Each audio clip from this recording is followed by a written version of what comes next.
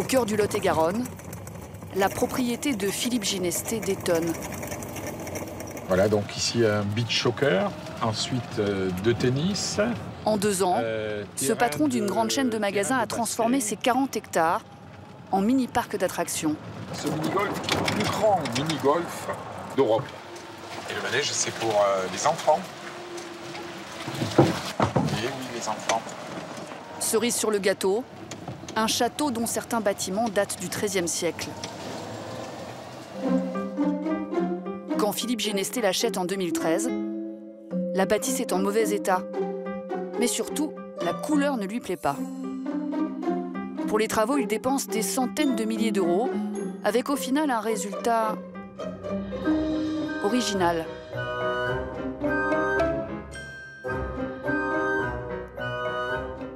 Ah oui, là il y en a de la couleur. Et ça crée de l'enthousiasme, c'est la gaieté. D'ailleurs, je me demande si on n'aurait pas dû en mettre un petit peu plus. Sûr de ses goûts, le grand patron a fait de son château un hôtel et ouvert son parc au public pour que tout le monde puisse en profiter. Je suis fier, oui, parce que je peux vous dire qu'il y a 35 ans de cela, quand j'ai ouvert mon premier magasin, jamais je n'aurais pensé pouvoir offrir un aussi beau château à notre région. Aujourd'hui, Philippe Ginesté est à la tête d'une chaîne de 450 magasins, sorte de grands bazars où l'on trouve des produits pour la décoration, la maison et les loisirs. Sa fortune est estimée à 400 millions d'euros selon la presse économique. Sans aucun diplôme, ce fils de marchand de bestiaux entretient la légende d'un petit gars parti de rien, aux méthodes atypiques dans l'univers de l'entreprise. Séminaire aux allures de camp de vacances qu'il organise pour ses salariés dans son propre chalet. Grand-messes au cours desquelles il prêche la bonne parole. Je vous le dis, je vous aime. Vous êtes ma famille. Il est même allé jusqu'à se marier à Las Vegas, devant 80 collaborateurs invités, qui ne s'attendaient pas à assister à un tel événement. Un patron excentrique, au paternalisme assumé. 10 semaines par an, Allez, on peut y aller. accompagné de son épouse Brigitte, qui est aussi son assistante, et de son caniche Geoffrey, Philippe Ginesté part en tournée dans toute la France. Ce matin, on va voir 3 magasins. Chose rarissime dans une entreprise de cette taille, le patron se fait un devoir chaque année de visiter un par un tous les magasins de son enseigne. À chaque fois, il reste un peu moins d'1 heure, le temps de saluer le gérant et de faire une inspection minutieuse de la boutique. C'est pas une petite, c'est une grosse flotte. ouais, Ah, il n'y a pas le prix. Quoi. Ouais, c'est... Hein? Alors en plus, tu le mets en avant. Ouais, c'est clair. Et il va le mettre de suite.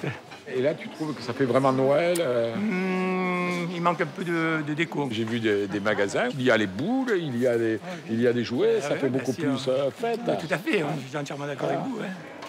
Quel que soit le magasin, Philippe Ginesté, qui a commencé comme vendeur ambulant, fait moins appel à de grandes stratégies marketing qu'au bon sens. Il est prévu de laisser la poussière aussi? Non. Ça va être nettoyé. Ça va être nettoyé? Oui. Bon. Ça, comment ça se fait que c'est vide? Hier, on a fait beaucoup de chiffres avec la clientèle. On a une forte affluence sur les week-ends. Donc, dans la matinée, ça va être réglé. Le ton est courtois, mais pour les gérants des magasins, cette visite peut avoir des conséquences. Très bien. Pendant que monsieur conduit, madame tape le compte-rendu. Une note est attribuée en concertation avec l'équipe marketing. Je vais vers le B+, parce que on a vu là, ce qu'il y avait sur nous, c'est la lumière un peu vive là, quand il a laissé les produits d'été. C'est pas grave, hein, mais bon, il y a une différence avec d'autres magasins où c'est parfait. Et comme à l'école, il y a des punitions et des récompenses. Après, s'ils ont une bonne note, donc on va les inviter en séminaire de motivation à Megève. Et s'ils ont une mauvaise note, donc on va leur redire pourquoi ça ne va pas, les actions qu'il y a à mener. Ça peut aller jusqu'à s'en séparer?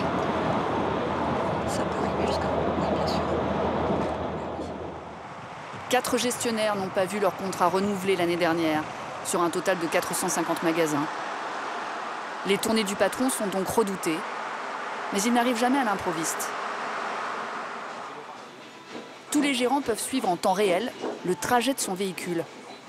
Un système de géolocalisation mis en place par Ginesté lui-même. Là, on le voit arriver, il est sur l'autoroute, ça y est, il est sur l'autoroute A8.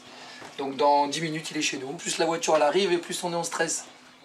Wilfried Coustra, en charge du magasin de Cannes, est à la fois tendu et impatient de recevoir la visite de son grand patron, son idole. Monsieur Ginesté. Dans son bureau trône son portrait et un DVD produit en interne consacré à sa réussite. Il n'y a pas quand même un côté un peu culte de la personnalité, hein? Culte, non. Tant que vous n'avez pas eu un patron comme ça, vous ne pouvez pas comprendre ce que c'est que d'avoir un patron comme ça. Voilà. Mais qu'est-ce qu'il a de différent? Il est beaucoup plus humain, beaucoup plus proche. Il y a 437 magasins, il connaît 437 noms des directeurs. C'est ce qui fait toute la différence. Monsieur Ginesté. Bonjour, Wilfried. Ça fait beaucoup de temps qu'on vous attend. Vous allez bien? Très bien. Vous avez fait bonne route? Ouais, super. Ce patron millionnaire, accessible malgré sa réussite, est le premier ravi d'être accueilli en star par des salariés impressionnés de le voir en vrai. Eva qui vous attendait depuis 2 ans. Elle n'y croyait plus. Eh bien voilà, c'est fait. Enchanté. Je suis là. On prendra une photo tout à l'heure. Merci. Elle dit avoir la chance donc de me rencontrer. Je vous comprends. Hein, je vous comprends. Vous êtes flatté? Ça me fait plaisir, oui. Et pour s'attacher davantage encore l'amour de ses salariés, il dispose d'une arme redoutable.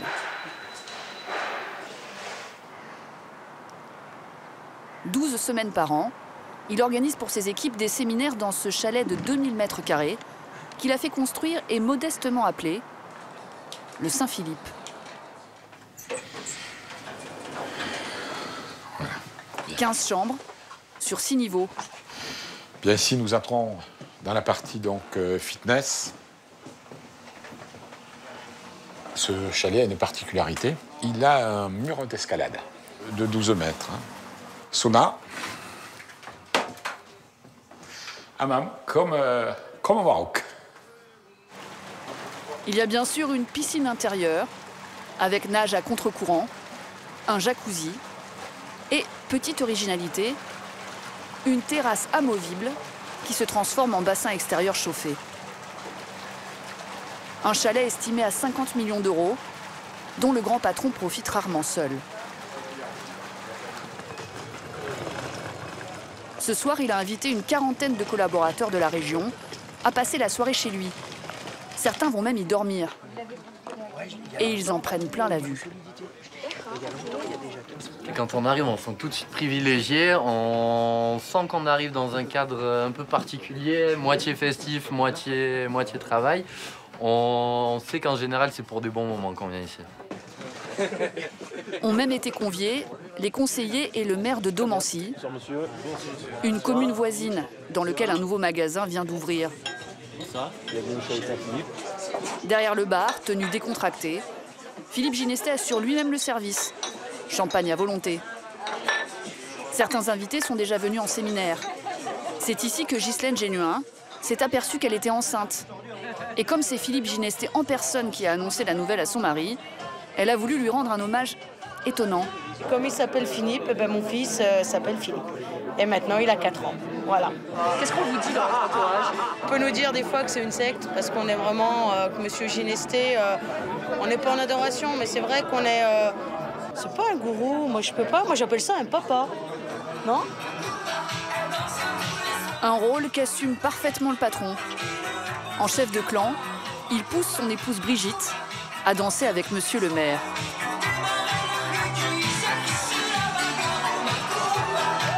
Et avec Philippe Ginesté, on n'est jamais au bout de ses surprises. D'accord. Bien avec. Mais surtout là, maintenant je fais rentrer le déguisé, oui. Tu mets la musique qu'il faut, hein. Ouais, papa Outé. Ok. Allez. Voici donc le responsable de la boutique de Grenoble.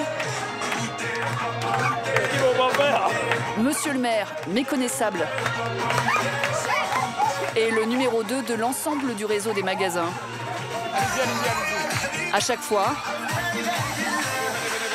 c'est Philippe Ginesté qui désigne ceux qui doivent se changer. Comment dire non au patron? Allez, vous déguisez là. Vous déguisez parfois? Moi, je m'occupe que tout le monde soit heureux. Moi, ça les ferait pas rigoler si je me disais. Parfois, il y a des limites quand même. Oh sacré papa, dis-moi où es-tu caché, ça doit... Des soirées inoubliables pour les salariés, avec un patron dont le parcours les fait rêver, car rien ne le prédestinait à une telle réussite.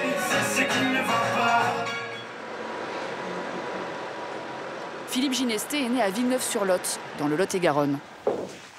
Sa maman, Raymonde, presque 80 ans, est peut-être celle qui la première lui a transmis le virus du commerce.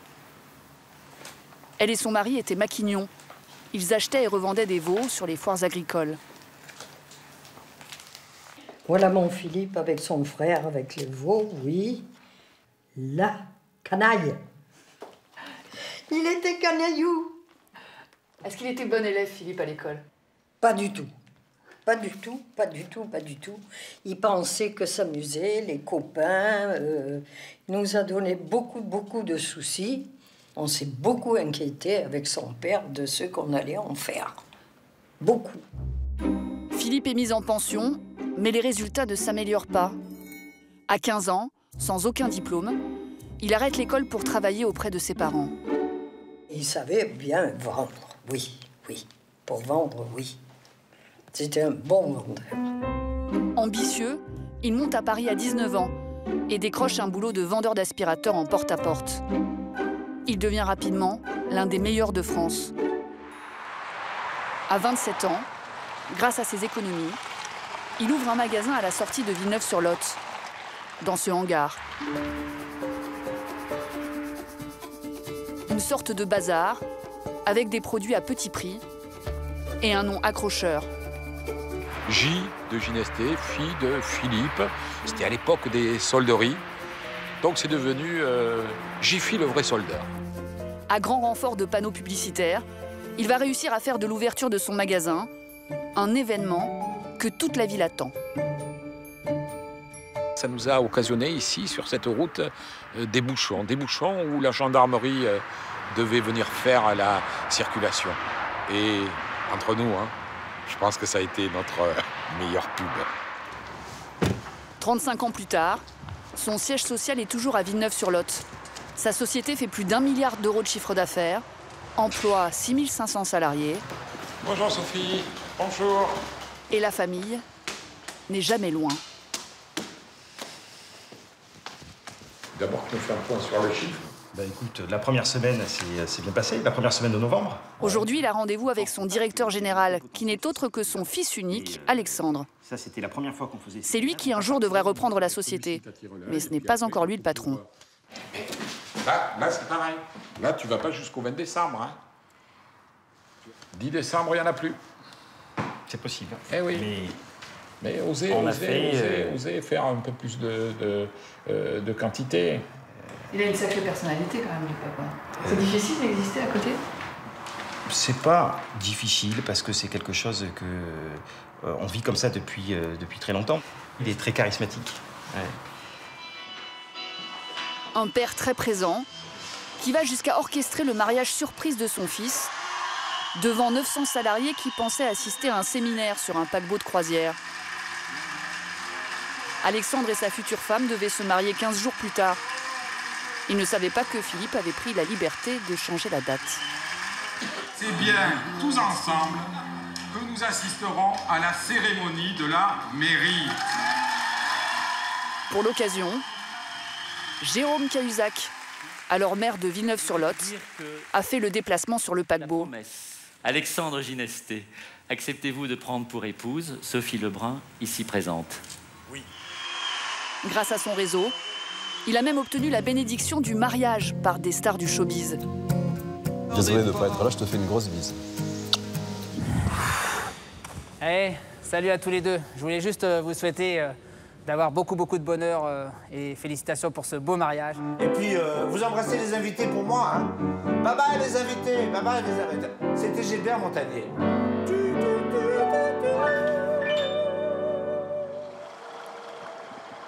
À Villeneuve-sur-Lot, Philippe Ginesté ne vit pas dans son château, mais dans cette maison. Là encore, il a des goûts bien affirmés. Il a voulu une atmosphère Marrakech, avec beaucoup de couleurs et beaucoup de lumière. Je vais éteindre, d'ailleurs je ne sais même pas l'éteindre. Qu'il peut contrôler grâce au dernier cri de la domotique. C'est allumé. Là, écoutez, je change de couleur les lumières. À chaque envie, son ambiance. Sa deuxième femme, c'est sans surprise dans sa société qu'il l'a rencontrée, il y a 18 ans. Toute la vie du couple est tournée vers l'entreprise, aux grandes dames de Brigitte, qui aimerait bien parfois profiter un peu plus de leur yacht de 40 mètres. Combien de jours par an vous passez sur le bateau? 4. On compte le samedi et dimanche. 4 jours. 4 jours, 6 jours maxi. Il a beaucoup de mal à décrocher. Mais c'est lui, c'est sa vie, c'est son bébé. Vous imaginez qu'un jour il puisse laisser tomber l'entreprise? Non. Ça, je l'imagine pas du tout. Hop. Voilà. Malgré son statut de millionnaire, à la maison, le couple n'a pas de personnel. La belle. Tu veux du vin un peu ou pas Non. Et les repas se prennent à 3, avec le chien Geoffrey. Allez. Hop, et aussi il se met à table. Une simplicité qui contraste avec l'insatiable folie des grandeurs de Philippe Ginesté. Sur le domaine de son château, il a de nouveaux projets pharaoniques avec l'un de ses amis architectes. Alors là, c'est le nouvel hôtel, 70 chambres, qui va donner directement sur l'espace piscine avec plage directe. Et le futur casino, avec salle de spectacle et restaurant panoramique. Alors, là, ils vont se croire au Bellagio à Las Vegas. Hein. On n'est pas loin de Las Vegas, tu as raison. On veut y mettre un lac Il y a aussi un lac artificiel et son jet d'eau. De moins 40 mètres de haut. Et même le plus grand circuit de karting d'Europe. Ça peut démarrer en 2017. Oui, on peut le voir comme ça. Non. Le temps d'un permis de construire. Non, mais voilà, c'est... Le centre de sport, début 2018. Pour obtenir les autorisations nécessaires, Philippe Ginesté a convoqué au château le maire de la commune, Saint-Sylvestre, 3000 habitants. Il est un peu effrayé par la dimension du projet. C'est combien d'entreprises et combien de salariés qu'on va voir sur le site? Parce qu'après, c'est la capacité de logement, parce que c'est ces entreprises qui vont venir. Il va falloir les loger, il va falloir les nourrir. Pendant la rénovation du château, il y a eu jusqu'à 200 personnes, on n'a pas eu de problème de logement. Tout à fait. Et les restaurants de Saint-Sylvestre, ils étaient bien contents de les nourrir. Tout à fait. Le maire garde un souvenir mitigé de Noël dernier, quand, pour les habitants de la région, Philippe Ginesté a fait venir le Père Noël au château, en toute simplicité. Les autorisations avaient été données pour accueillir 4000 personnes. Il y en avait 18 000. Quand on a vu ce flux de véhicules, ces stationnements un peu partout dans le village, c'est vrai que ça a été compliqué à gérer. Moi-même, j'ai mouillé le maillot pour faire la circulation dans le village et pour essayer de satisfaire les riverains et les personnes qui venaient donc à cette manifestation. J'en ai fait des cauchemars, je continue à en faire régulièrement, mais des fois, il y a des cauchemars qui sont salutaires et je pense que ça, c'est un cauchemar salutaire. Et là, par contre, maintenant, il y en a un... Sur le nombre de millions qu'il va investir, le patron reste discret. Mais le projet ne serait pas rentable avant au moins 30 ans. À très bientôt. Qu'importe, Philippe Ginesté dit ne plus travailler pour l'argent, mais pour la postérité. On se rapproche de nos services techniques.